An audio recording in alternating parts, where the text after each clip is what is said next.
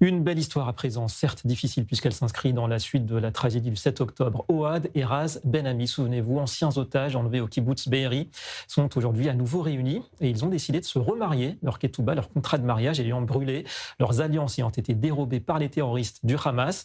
Et comme tout jeune couple, une lune de miel s'imposait. Ils ont pour cela choisi Paris. C'est grâce à la mobilisation du KKL et de la direction de l'hôtel Collectionneur que leur rêve a pu devenir réalité. Notre correspondante Anna Papiachvili est allée à leur rencontre. Regardez.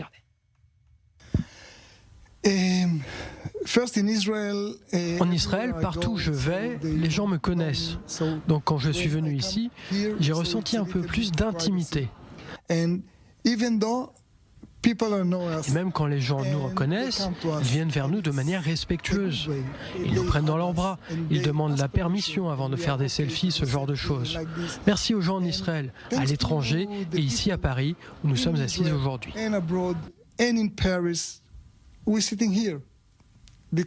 Parce qu'ils se sont battus pour nous, ils méritent tous ces remerciements.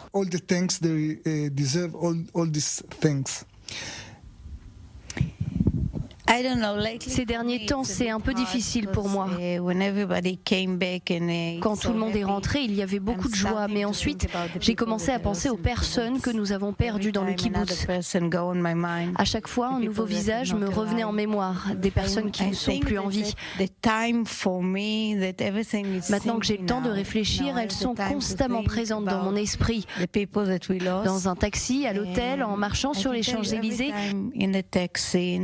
quelqu'un qui n'est plus parmi nous apparaît dans mes pensées. Cela me rend très triste. Je sais que cela ne disparaîtra pas, mais j'espère me sentir mieux bientôt.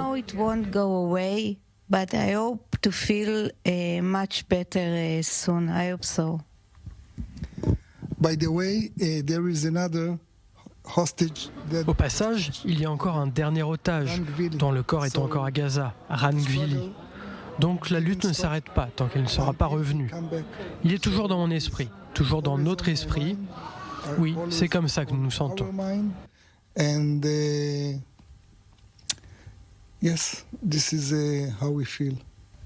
Yeah, I have many times that I wake at night. Oui, très souvent je me réveille la nuit et j'ai l'impression d'être encore dans le tunnel.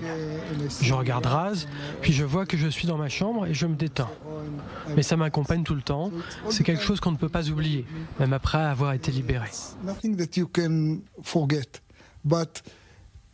J'étais avec 5 autres personnes qui ont été libérées 8 mois après moi.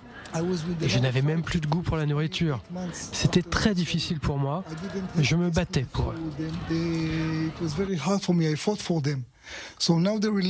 Ils ont été libérés il y a seulement 1 mois et demi.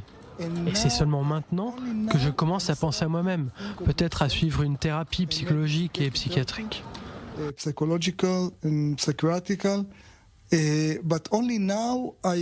C'est seulement maintenant que je ressens tout cela et c'est très nouveau pour moi.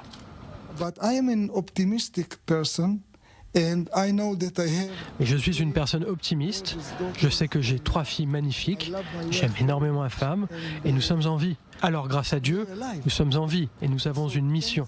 Notre mission est de vivre la vie du mieux possible, d'être de meilleures personnes, de raconter notre histoire pour que tout le monde sache ce qui s'est passé et en tire aussi un message d'espoir. What's happened and to take from this the optimistic side.